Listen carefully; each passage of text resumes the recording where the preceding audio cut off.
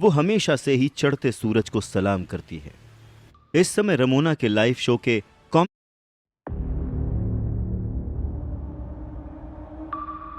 ये लड़का वाकई में अपने नाम की ही तरह एक किंग है।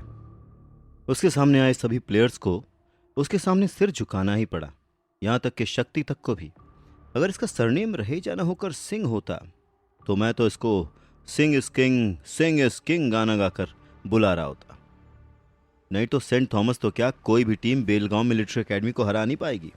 बिल्कुल सही कहा। और हराएगी भी कैसे? After all Belgaum military academy के पास किंग जो है वैसे अगर देखा जाए तो रूल्स हैं तो प्रॉब्लमैटिक।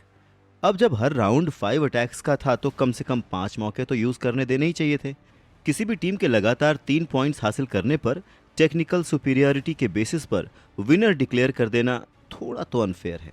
अरे भले ही एक अकेले लड़के को इतने लंबे समय तक टिक कर लड़ते हुए देखना मजेदार है, पर किंग जैसे प्लेयर के होते हुए दूसरी टीम्स के पास तो कोई ऑप्शन ही नहीं रह जाएगा। एग्जैक्टली, मेरा भी बिल्कुल यही मानना है। ये प्लेयर वाकई में एक किंग ही है। जैसी इसकी स्ट्रेंथ और स्किल्स हैं उस हिसाब से तो ये सेंट्रल मिलिट्री एकेडमी के उस प्लेयर से लड़कर शायद उसे हरा भी दे जिसे आज तक कोई हरा नहीं पाया। देखो, बाकी सारी कैटेगरीज का तो मुझे पता नहीं, पर बात अगर ब्लैक एंड व्हाइट बॉक्सिंग की है तो मुझे किंग पर पूरा भरोसा है। वो बस कमाल का है। 0 पॉइंट, और ये सेंट थॉमस की सबसे बेस्ट टीम है। यार मुझे तो मैच देखकर मजा ही आ गया। मेरा तो मन कर रहा है कि मैं एक और मैच देखूं जहां किंग ऐसे ही अपने ओपोनेंट्स की बैंड बजा रहा हो।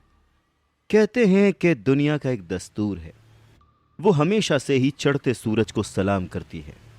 इस समय रमोना के लाइव शो के कमेंट बॉक्स को देखकर ऐसा लग रहा था कि शायद ये बात सच ही है, क्योंकि अगर ऐसा नहीं होता तो जो लोग अभी कुछ देर पहले तक वीर और बेलगांव मिलिट्री एकेडमी का मजाक उड़ा रहे थे और उनके लिए नेगेटिव कमेंट्स पोस्ट कर रहे थे, वो इस समय वीर और बेलगांव मिलिट्री एकेडमी के लिए कमेंट बॉक्स में तारीफों के पुल नहीं बांध रहे होते।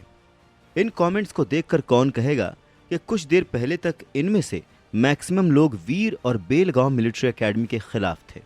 ऐसा लग रहा था जैसे कि कुछ देर पहले पोस्ट हुए नेगेटिव कमेंट्स कहीं एग्जिस्ट ही नहीं कर रहे थे। अचानक से ही सब सेंट थॉमस की टीम को छोड़कर वीर और बेलगांव मिलिट्री एकेडमी के फैन बन गए थे। पर सबकी एक्साइटमेंट के ऑपोजिट रमोना के चेहरे का रंग पूरी तरह से उड़ा हुआ था और वो वहां पर ऐसे बुत बनकर खड़ी हुई थी जैसे कि किसी ने उसे स्टैच्यू बोल दिया हो। उस बेचारी को तो न अपनी आंखों पर विश्वास हो रहा था और न ही अपनी किस्मत पर। उसकी सारी रिसर्च, उसका सारा जजमेंट ताश के पत्तों से बने घर की तरह उसकी आंखों के सामने ही पूरी तरह से बिखर गया और वो बस खड़े खड़े देखती रही जैसे कि उसके पास कोई और ऑप्शन ही ना हो। इस समय रमोना को एक ही बात का रिग्रेट हो रहा था और वो ये कि क्यों उसने शिखर गुलाटी की बात पर भरोसा न करके अपने जजमेंट पर भरोसा किया। क्यों नहीं उसने एक बार फिर भी ये सोचा कि at the end of the day Shikhar Gulati है तो उसका सीनियर ही। इसीलिए जाहिर है कि शिखर की जजमेंट स्किल्स रमोना से कहीं ज्यादा अच्छी होंगी। पर रमोना ने शिखर गुलाटी की बात न मानकर कहीं ना कहीं खुद का ही तमाशा बनवा लिया था और अब वो उसी का खामियाजा भुगत रही थी। इनफैक्ट इस समय तो उसे इतनी ज्यादा शर्मिंदगी महसूस हो रही थी कि उसका दिल चाह रहा था कि धरती फट जाए और वो उसमें समा जाए। इस समय रमोना न तो लोगों से नजरें मिलाने के लायक थी और न ही खुद से, पर फिर उसे बेलगांव मिलिट्री एकेडमी की टीम के पास जाकर आखिरी के कुछ इंटरव्यूज लेने ही थे, तभी उसका शो ऑफिशियली रैप अप हो सकता था। इसलिए रमोना चाहे न चाहे पर उसे अपनी ये जॉब तो पूरी करनी ही थी, फिर चाहे ऐसा करने में उसे कितनी ही शर्मिंदगी या पछतावा ही क्यों ना महसूस हो। अब कॉन्ग्रेचुलेशंस वीर रहेजा, अब वेरी वेल डिजर्विंग। केवल रमोना ही जानती थी कि वो कैसे वीर से इतनी भी देर बात कर पाई थी, वरना वीर तो क्या, इस समय वो खुद से भी नजरें नहीं मिला पा रही थी। शायद लाइफ में पहली बार रमोना को अपने आप के लिए इतना ज्यादा बुरा लग रहा था। आज से पहले रमोना को कभी भी अपनी इग्नोरेंस पर इतनी शर्मिंदगी महसूस नहीं हुई जितनी आज हो रही थी। साथ ही साथ रमोना को इस बात का भी बुरा लग रहा था कि उसने अपने बॉस के डिसीजन पर शक किया। उसने ये सोचा कि शिखर उसका करियर बर्बाद करना चाहता है और इसीलिए उसने उसे यहाँ बेलगांव मिलिट्री एकेडमी भेजा है। पर अब रमोना को इस बात का एहसास हो रहा था कि शिखर गुलाटी ने तो कभी उसका बुरा चाहा ही नहीं था, बल्कि वो तो रमोना का भला चाहता था। तभी तो उसने रमोना को इतनी बड़ी अपॉर्चुनिटी दी थी जिसे रमोना ने पूरी तरह से बर्बाद कर दिया था और अब वो इस बात को लेकर रिग्रेट कर रही थी। पर वो कहते हैं ना कि अब पछताए होत का जब चिड़िया चुग गई खेत। रमोना भी अच्छे से जानती थी कि अब चाहे वो कितना ही क्यों ना पछता ले या शर्मिंदा हो ले, इससे उसके हाथों हुई बेवकूफ़ी नहीं बदलेगी।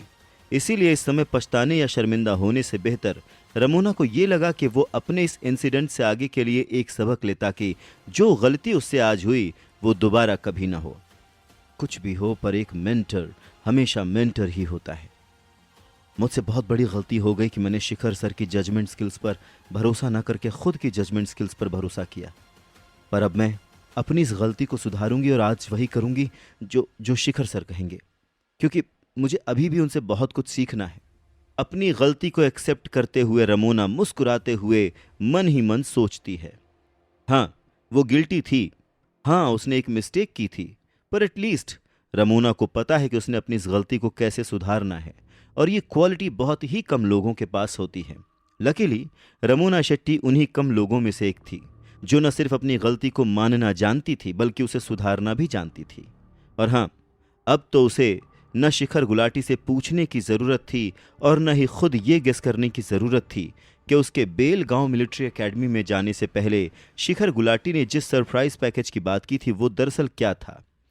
आज का मैच देखकर रमोना अच्छे से समझ गई थी कि शिखर गुलाटी बेल गांव मिलिट्री एकेडमी के जिस सरप्राइज पैकेज की बात कर रहे थे वो एक्चुअल में वही इंसान है जिसका नाम इस समय सबकी जबान पर है, वीर रहेजा उर्फ जीनियस उर्फ ब्लैक फिस्ट किंग। वैसे भी वीर की परफॉर्मेंस को देखने के बाद अब रमोना के पास शक की कोई गुंजाइश नहीं बची थी कि वीर ही वो सरप्राइज पैकेज है। शायद इसीलिए शिखर गुलाटी बेलगांव मिलिट्री एकेडमी को लेकर इतना ज्यादा कॉन्फिडेंट था, क्योंकि उसे अपने इस सरप्राइज पैकेज पर पूरा भरोसा था, और अब रमोना शेट्टी को भी है। पर यह किस्सा यहां पर खत्म नहीं हुआ था। किस्सा तो दरअसल अब शुरू हुआ है।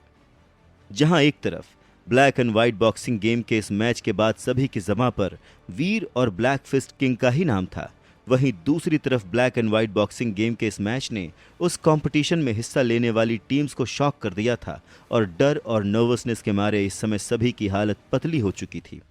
बहुत सी टीम्स जो अब तक बेल गांव मिलिट्री एकेडमी पर ध्यान भी नहीं दे रही थीं, इस मैच के खत्म होने के तुरंत बाद ही वो इस मैच का वीडियो देखकर उसे एनालाइज करने की कोशिश कर रही थीं। लेकिन चाहे वो लोग कितने ही एफर्ट्स क्यों ना लगा लें, कितनी ही एनालिसिस क्यों ना बना लें, अंत में वो सब एक ही कंक्लूजन पर आए थे, ब्लैक फिस्ट किंग बहुत ही कमाल का प्लेयर है और उसका मुकाबला करना किसी के लिए भी पॉसिबल नहीं है। ऐसे में अब अगर वो लोग बेल गांव मिलिट्री एकेडमी के अगेंस्ट लड़ते हैं तो अंत में उनकी हालत भी सेंट थॉमस के जैसी ही होगी, या शायद उससे भी ज्यादा बदतर, और कोई भी टीम अपनी हालत एक फटे हुए जूते के जैसी नहीं करवाना चाहता था। सेंट थॉमस जैसी स्ट्रांग टीम की हालत देखने के बाद किसी भी टीम के अंदर अब वो कॉन्फिडेंस नहीं बचा था कि वो वीर रहेजा से जाकर भिड़ सके। अभी तक सेंट थॉमस इस कंपटीशन की सबसे स्ट्रांग टीम थी, पर उस स्ट्रांगेस्ट टीम को वीर रहेजा उर्फ ब्लैक फिस्ट किंग ने किसी रुई की तरह धुन कर रख दिया था। जब सेंट थॉमस जैसी टीम का ब्लैक फिस्ट किंग ने यह हाल किया है तो फिर उन सब की क्या औकात है। उन सब टीम्स को तो ब्लैक फिस्ट किंग किसी गाजर मूली की तरह कच्चा ही चबा जाएगा और डकार भी नहीं लेगा। जैसा कि राजवीर शेखावत ने वीर को देखकर प्रिडिक्ट किया था, वो आदमी नहीं है, शैतान है, शैतान, जिसके दिल में किसी के लिए भी कोई दया या रहम नहीं है। उसके सामने खड़ा उसका हर ओपोनेंट उसका जानी दुश्मन ही है, जिसे उसे हर हाल में हराना है। और ये तो बाकी टीम्स ने सेंट थॉमस की टीम के अगेंस्ट और खास करके शक्ति के अगेंस्ट होने वाले मैच में देख ही लिया था। ऐसे में किसी को भी शौक नहीं था इतनी लाखों करोड़ों लोगों की जनता के सामने अपनी बेइज्जती कराने का। बस फिर क्या था, ज्यादातर टीम्स पहुंच गईं इस कंपटीशन के स्पॉन्सर के पास प्रोटेस्ट करने के लिए और उन्हें प्रेशराइज करने के लिए कि वो इस गेम के रूल्स को चेंज कर दे, नहीं तो वो सब गेम से विदड्रॉ कर लेंगे। जाहिर है किसी के पास इतनी हिम्मत नहीं थी कि वो इस मैच में वीर यानी कि ब्लैक फिस्ट किंग का सामना कर सके। इसीलिए सब के सब उस रास्ते को अपनाने के लिए पहुंच गए जिससे सांप भी मर जाए और लाठी भी न टूटे, यानी कि वो लोग इस कंपटीशन में बने भी रहें और वीर से उनका सामना भी ना हो। अब ऐसे में अगर वो लोग स्पॉन्सर पर प्रेशर डालेंगे तो जाहिर है कि स्पॉन्सर कोई ना कोई एक्शन तो लेंगे ही। फिर क्या पता स्टार ग्रुप की तरह वो भी वीर को इस कंपटीशन से डिस्क्वालीफाई कर दें या कोई ऐसा रास्ता निकाल लें कि वीर से किसी भी टीम का सामना ही ना हो। होने को तो कुछ भी हो सकता है। अब होगा क्या और क्या नहीं ये तो नहीं पता, पर इतना जरूर पता है कि कहानी का अगला मोड़ बहुत ही दिलचस्प होने वाला है। तो सुनते रहिए शूरवीर।